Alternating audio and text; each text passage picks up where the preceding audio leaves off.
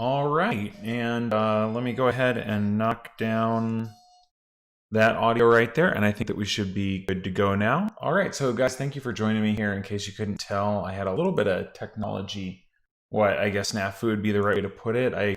As it is, I think we're all kind of struggling to get the bandwidth that we need to be successful in doing our online stuff. I'm no different from you guys.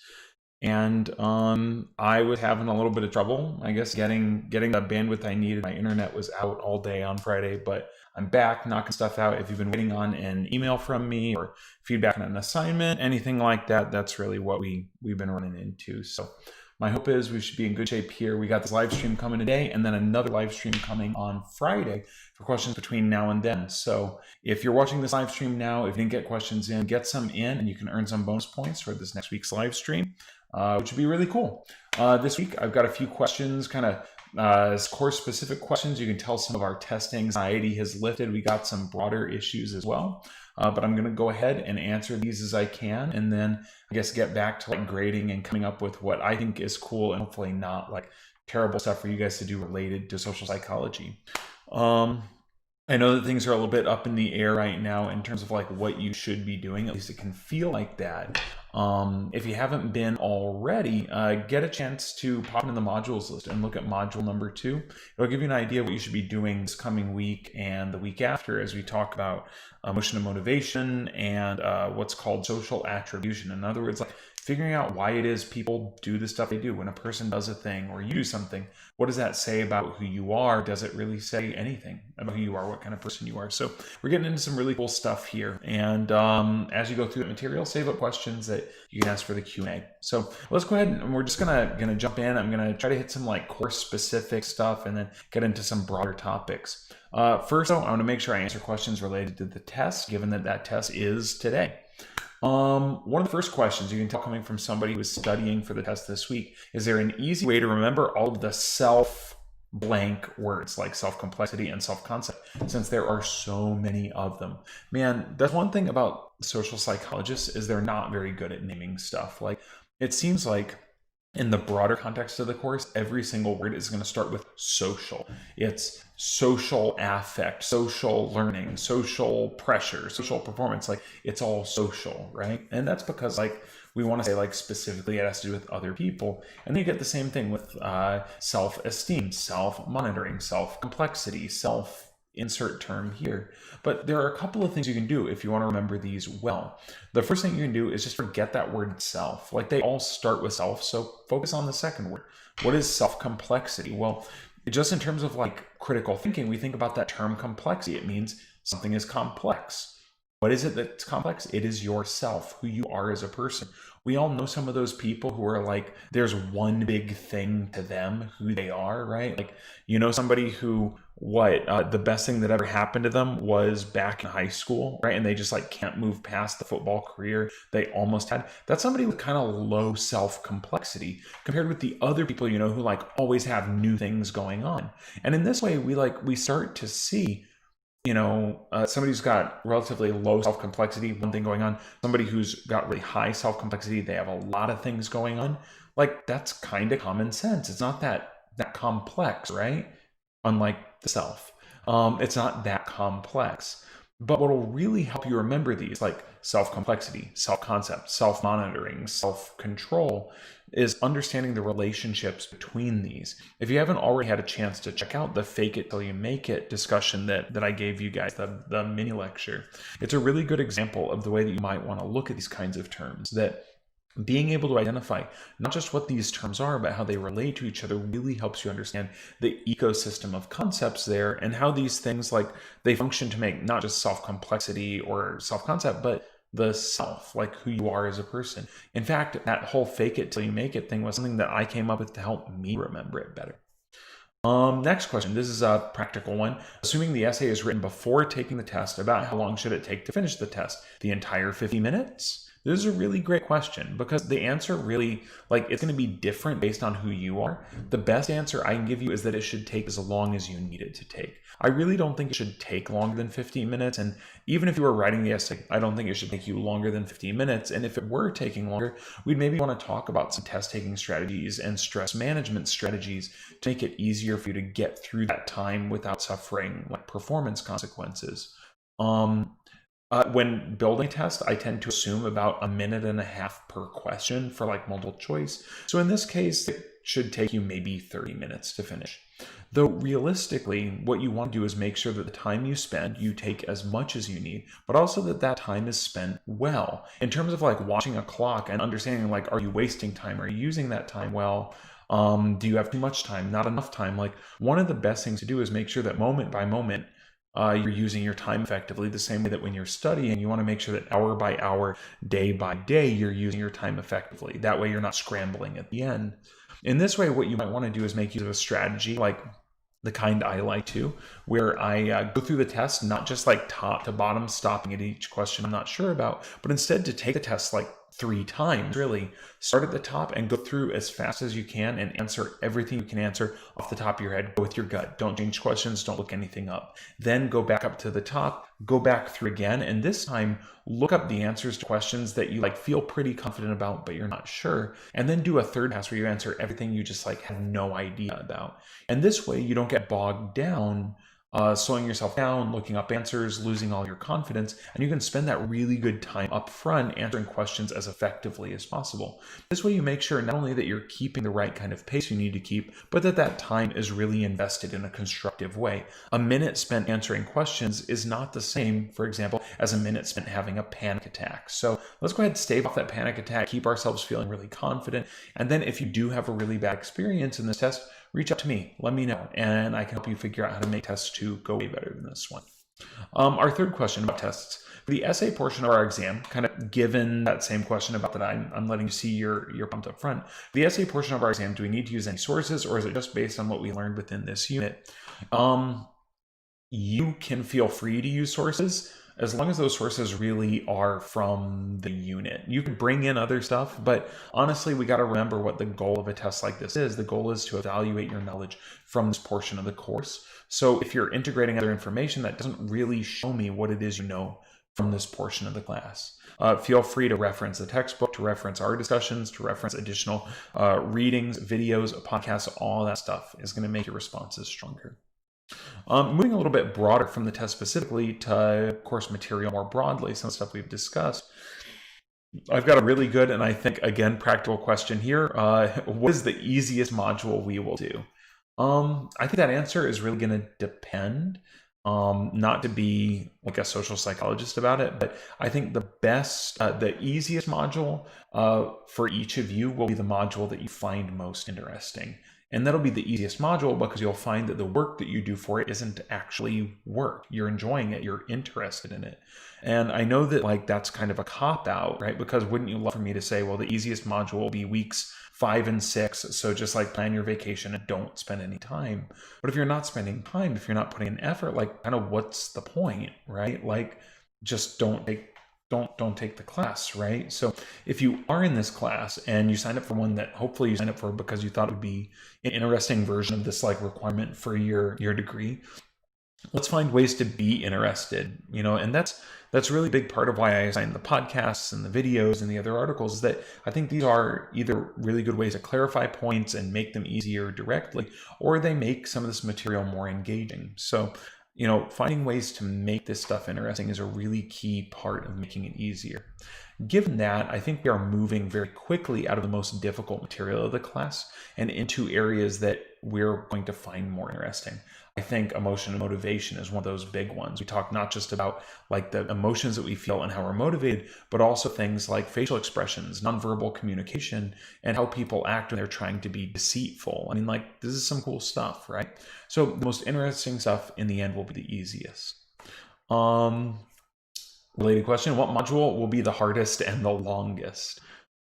Those are, I think, two separate questions, really. I'm not sure what the longest module in the class was, but it might have been that very first week of the class where I like had all those like videos and articles and pages and stuff for you. Sorry if I look distracted. I'm watching a squirrel eat all of the very expensive bird seed that we put up for our birds. The hardest module of the class, I personally think, was the second week of the class, social cognition, social self is no cakewalk either. And then next week is going to be another challenging one, because these, again, are not really about just specific terms, but about how these terms explain really complex stuff that we often don't think about. One of the things you may want to keep in mind, especially with social cognition and the social self, is that this class is really cumulative in nature. As we come up on future tests, I'm going to assume that you remember information from previous weeks. You're not going to be expected to forget everything that you learned about self-esteem and confirmation bias and belief persistence and the backfire effect and the self-concept, because we are going to use that information as we move forward. So if you want to give yourself after the test a chance to re-review that material, freshen back up, that's not necessarily a bad idea. Is there a relationship between a self-fulfilling prophecy and a fixed mindset? And absolutely there is. If you keep yourself locked into a fixed mindset, you're not going to consider possibilities outside of that one. And that creates the underpinning of the self-fulfilling prophecy that we often see, in particular in STEM classes. That many students who maintain fixed mindsets, in particular a fixed mindset, for example, that they are bad at math, find that they are in fact bad at math. And that's because if you're somebody who's maintaining a fixed mindset in that kind of a domain, then a failure is exactly what it seems to be, a sign that you're not good at this subject and that you never in fact will be. It's further proof that your mindset that you're bad at math is correct. If you're somebody who embraces it with a growth mindset, however, you're more likely to look at any setbacks as well. Setbacks or challenges. There are a lot of things that we're bad at, but that's okay because we're used to that like back and forth of like, I'm bad until I'm good again, right? Like I struggle and then I do better, and then I struggle and I do better. One of my favorite examples of that is in video games. Like I'm not particularly good at video games, even though I love to play them. Animal Crossing, Super Mario Odyssey, these are not particularly challenging games, but some of my favorite games are really, really hard ones. I've been playing Monster Hunter World recently, and most recently, again, I've picked up on my Switch the Legend of Zelda Breath of the Wild again, and this time I'm playing through in Master Mode, which is punishingly difficult. I mean, like, it's not a matter of like whether you'll succeed or not, it's how long it'll be until you fail. But because you have those experiences in your background of like being successful and regularly being successful, you're more likely when you run into a setback to say that, well, this is a temporary thing. I can learn something from this. I can become better because of it and then perform better in the long run. In this way, we see where fixed mindsets lead to self-fulfilling prophecies. I'm bad at math. I go to a math class. I suffer with it. I do poorly and I fail. Baking. I'm bad at baking. I try to bake something. I fail. I knew I was bad. I always will be. Right? We're going to see that kind of cycle a lot more as we continue to talk about the self and attributions and things like that. And then an appropriate follow-up question here, how can we properly increase a better mindset? How do you get that better mindset? It takes a lot of hard work. Often, and this is in the overlap between social psychology and mental health, we see that a lot of the really unpleasant mental stuff we deal with, whether it's depression or anxiety, it can be connected with problematic mental habits. It's really easy, for example, for people to suffer from catastrophizing. Catastrophizing is when you imagine that if something goes bad, it's going to be horrible. It's the worst thing that ever happened. And you can imagine that somebody who goes through life feeling like that may experience anxiety about failure, may experience depression at the sense of poor self-worth. They may even be more likely to procrastinate. I don't want to work on something that I'm going to have a really hard time with. And so just like any other bad habit, the secret to obtaining a better mindset is to identify those times when you're making use of a fixed mindset and effortfully change it. Kind of like the times that you just leave your shoes on the floor or you put your dirty dishes in the sink. You have to recognize those moments and then effortfully adjust them. And we have to do the same thing with our mindsets. Moving from our course material more broadly into like psychology as a field, so questions here. I'm going to move kind of quickly through these. The first says, do I have any experience in the mental health side of psychology? Do you have any interest in it? I have some pretty limited experience when it comes to the mental health side of psychology. I have experience, of course, as like a client or a patient, right? But as far as practicing mental health, we have some really fantastic resources. A number of our instructors are mental health professionals. In particular, I really need to recommend Dr. Barbeau's class. If you're interested in becoming a clinician, Dr. Ryan Barbeau has an abnormal psychology, personality psychology, developmental psychology, and general psychology classes that he teaches is like the one he doesn't teach. And he's just like a really great dude. He knows his stuff. He's an excellent clinician. And he regularly talks to students about how to work down that pathway into mental health. I didn't end up on that route because I never really saw myself doing anything other than scientific research. And then I got into scientific research and realized I hated it and I left. So, the clinician thing just wasn't on my path. The next question about psychology as a field asks, what do you think of the peer review system? Are there any unspoken negatives about it? Well, the peer review system is something that in theory makes a lot of sense and we use to overcome confirmation bias and belief persistence. The idea being that a scientific study only really sees the light of day after other professionals deem it to be of sufficient quality. And theoretically, these other professionals are not people who are your buddies, but they're people who really dislike you and don't want you to be successful, so they're going to be extra critical. The problem is that these other reviewers are still like people. And one of the things that we see is that they're more likely to make use of the file drawer effect. There's a really great episode of Hidden Brain on the file drawer effect. And the idea is that unsurprising or uninteresting studies are less likely to see the light of day. After all, what if somebody told you they published a study demonstrating that the sky was blue? You wouldn't be surprised. You wouldn't want to publish it. It wouldn't seem to matter. And what we see is that even when it comes to less high quality studies, reviewers are more likely to approve and let through findings that are surprising or interesting. I mean, that's why we get into science in the first place. We want to learn about cool stuff. The result is that you can have a study that maybe comes across findings by accident, or there's a problem with its study design, or the study was biased in some way. Those results can end up being published simply because they're surprising, or they're cool, or they're interesting. And then what will tend to happen is that follow-up studies won't tend to be done the same thing because that's not interesting. The result is we have some studies, like the Stanford Prison Experiment, Philip Zimbardo's research into the power of our role, as well as Stanley Milgram's study on obedience, that have never really been properly replicated because of the ethical issues considered, the ethical issues that are involved there. What this means is that even though these seem to be really big, powerful studies, there aren't others showing that what they found was really real stuff. It's possible that maybe these studies don't show what we thought they show. So this is where replications, even though they're less likely to be published, would be really important. This is just one example of a problem in the peer review system. And saying this doesn't mean that we shouldn't have faith in science. It's a matter of being a good, responsible scientist. Remember, being a scientist is all about critical thinking, only accepting conclusions when they're the best possible ones. And even then, we're willing to throw those conclusions out when the evidence doesn't support them anymore. For our last couple of questions, I've got some questions about coronavirus and the quarantine. The first question says, what would be your input toward the social behavior of people since the start of quarantine? In my experience, I've noticed that some people happen to be more social than before. What do you think? I think one of the things that I appreciate more now than I ever did before I was married to my wife, or before, really we were dating and got engaged, is the value of an historical perspective. My wife is an historian. She's got her PhD in history. And I think you really come to recognize how hard it is to see what's going on when you're in the middle of something, right? Like at the beginning of the coronavirus thing, there were all these pundits writing about what was going to happen, what would happen to our society, what would happen to education. And, it's like you get stuff on both sides. Nothing will change. Everything will change. People will be different. Nobody will change. And in the end, what we get is not necessarily even something in the middle, but something in a totally different totally different direction than we expected.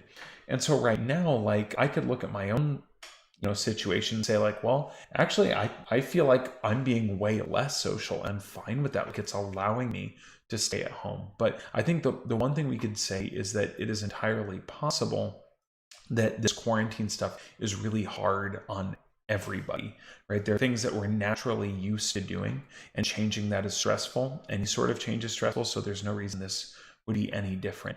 And that ultimately what we would see in terms of people's behaviors would be their natural, like the ways that they deal with stress. If you're somebody who likes to deal with stress by hanging out with your friends, you're probably going to be really like antsy and anxious to find a way to do that. And our last question for our discussion today, also on the quarantine and coronavirus. Do you think that social distancing is having a negative effect on people? It's making the loners and the introverted happy, but is that a healthy way to live? Well, this is tough because social distancing is different from self-isolation. Self-isolation is when you need to stay at home by yourself. And in the end, like, I know that there are a lot of people who might see themselves as loners or introverts, and they say that they're happier that way. But in the end, what we tend to see is that everybody really, we can be pretty adaptable. And we also have similar needs that maybe you may not need as many people to interact with, but even people who see themselves as loners benefit from the existence of a social support network. And so in the end, like, this self-isolation we know is bad for people, because we know that loneliness is bad for people, isolation is bad for people, a sedentary lifestyle is bad for people, anxiety is bad for people, and self-isolation does this to everyone. Social distancing, on the other hand, this like 6-foot barrier that we're supposed to have from other people, this is something that is like normal in certain cultures, right? Like, the distance between you and another person is something that's culturally informed, as is like our experience with dress. For us in the United States, the 6-foot distance while wearing a mask is a really weird experience and feels wholly unnatural and makes a lot of things really tough. But there are a lot of other cultures that have different social distance issues, as well as maybe more familiar with face coverings, right? So a lot of this is like figuring out what it is we can be comfortable with and what we can deal with. In the end, like, I think one of the things that's really hard is, as we talk about potential consequences, there are a lot of people who have no background in epidemiology, no background in biology, no background in psychology, making arguments about what is acceptable risk for which outcomes, right? That it is entirely fine, for example, for Notre Dame or Duke to go back to classes as the way they were because it presents little risk, or because the risk of staying isolated is too high. And in the end, the people making these arguments, I would guess, much like myself, do not have the educational background to make the arguments that they're making. So with that, I would say, like any scientist, let's listen to the experts. Let's see what the experts in their actual fields have to say, whether those fields are epidemiology, biology, psychology, economics, education, and try our best to be patient. I know it's really tough, but at least we've got each other. We can talk about cool psychology stuff. You can hit me up during office hours and we talk about whatever you want to. So I appreciate you guys sticking with me for a little bit here while we had kind of a short and late live stream Q&A. If you have other questions, you guys know you can hit me up on Canvas. You can get me through Canvas messages. You can send me emails, of course. You can also call and text whenever it works, or just drop into office hours. You can set an appointment, or you can just like stop in and say, hey, I'd love to talk with you. So yeah, I hope you'll reach out so we have a chance to talk more about psychology or anything else. But for now, I'm your professor, Ryan Keith, and this is Social Psychology.